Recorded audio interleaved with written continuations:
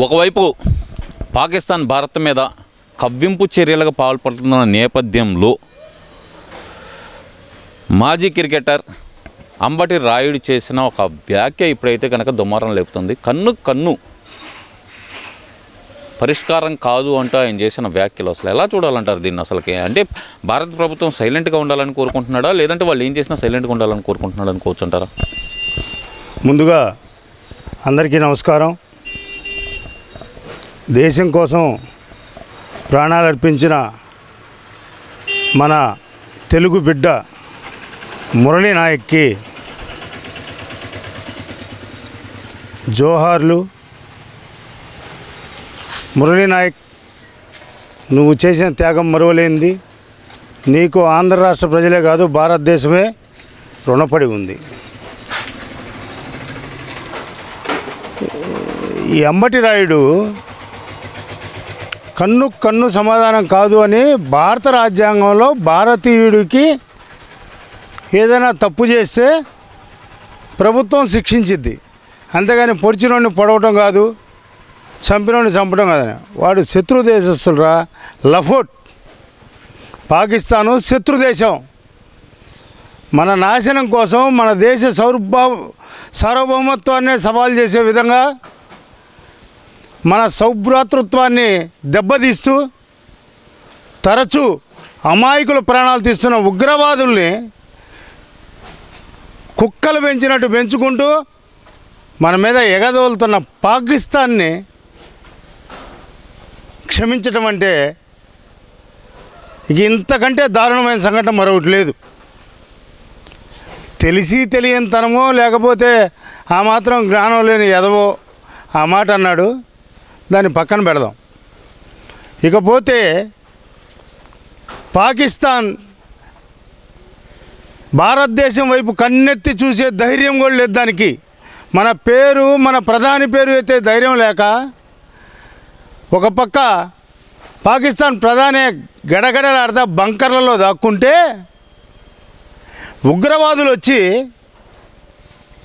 మా అమాయకులైన పర్యాటకుల్ని చంపి భారతీయుల్ని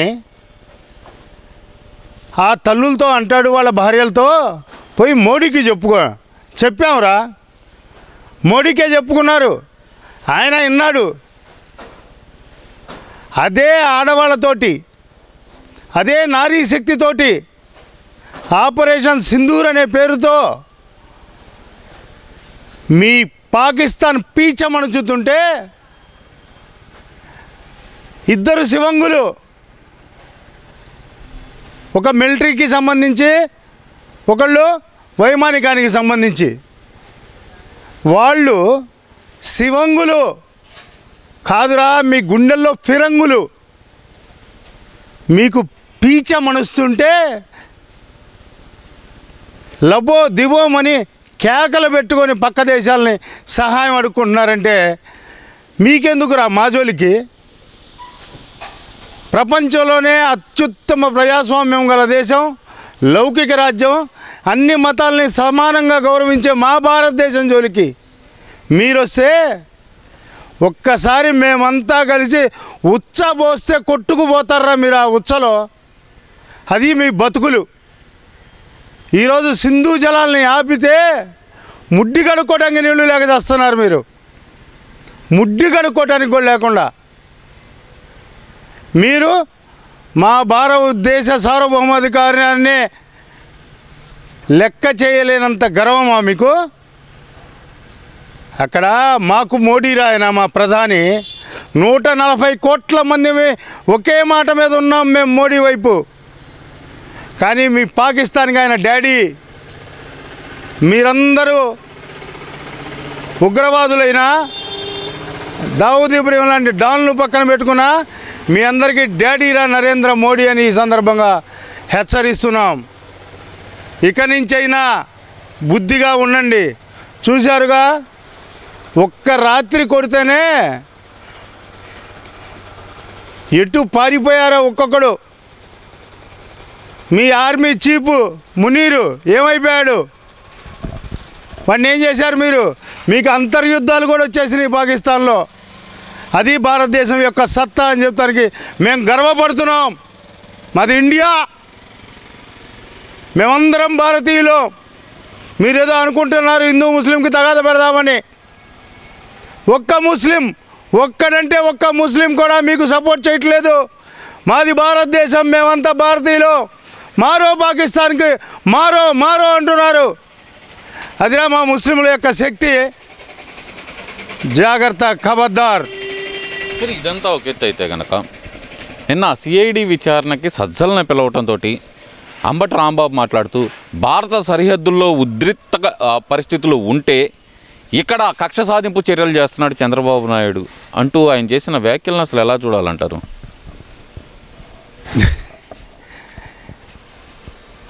మంచి కామెడీ చెప్పా. నేను చాలా ఉద్వేగంతో ఉన్నాను. ఆ ఉద్వేగం పోయి కామెడీ వచ్చేసింది. అంబటి రాంబాబు, మీ వైసీపీ ప్రభుత్వం పరిపాలన చేస్తూ ఉంటే నువ్వు ఖాళీగా ఉన్నప్పుడు సంజన సుకన్య కామెడీ చూసావే, అంతేరా ఇది కూడా అంతే. అరే, పరిపాలన వదిలిపెట్టి నువ్వు ఏమేం చేస్తారు, ఎంతసేపు ఉంటారు, గంటేనా అన్నావు చూడు. అట్లా అన్నమాట. అన్ని కోణాలు ఉంటాయి. మీరు చేసింది మామూలు తప్పులురా.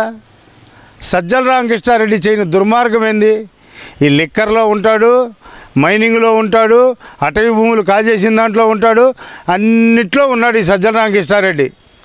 అయినా ఏదో పెళ్ళికి వచ్చినట్టు వస్తున్నారు సజ్జల రామకృష్ణారెడ్డి, రజని ఏదో పెళ్ళిళ్ళు మాట్లాడే బేమల్లాగా మా అంబటి రాంబాబు. ఏంది ఇదంతా?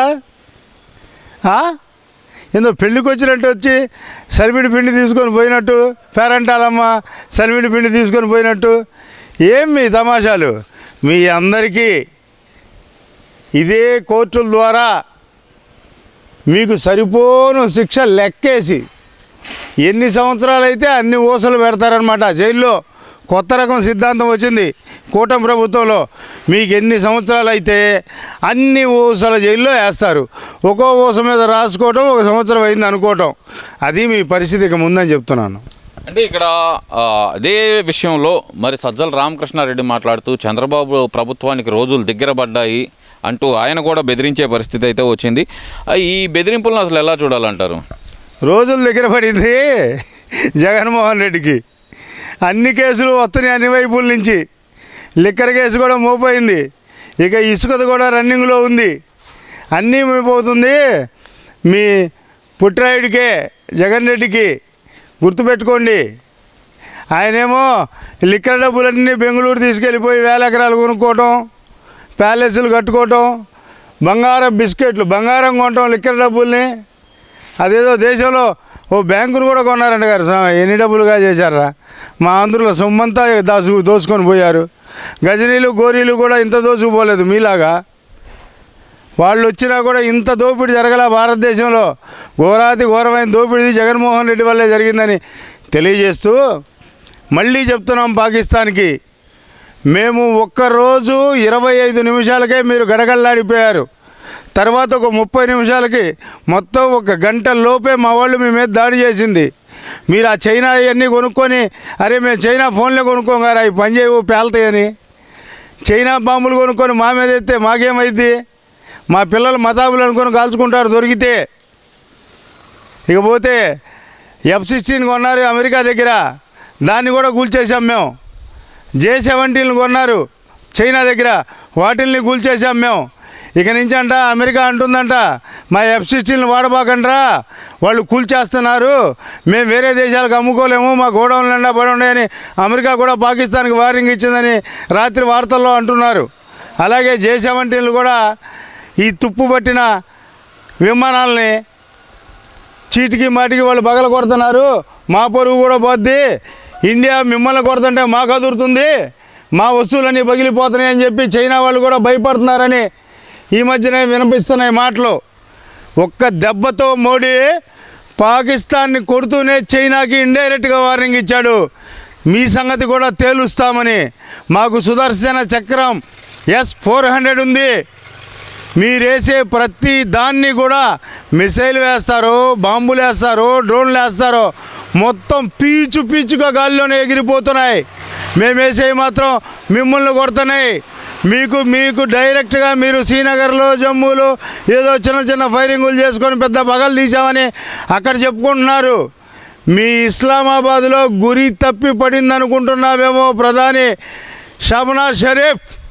గురి తప్పించి కొట్టాం. మేము ఇలాగా కూడా కొట్టగలమని మా మిలిటరీ వాళ్ళు మీకు ఇండైరెక్ట్గా వార్నింగ్ ఇచ్చారు. మా మోడీ నీకు చెప్తున్నాడు, బ్రతుకు జీవుడా అని పారిపో.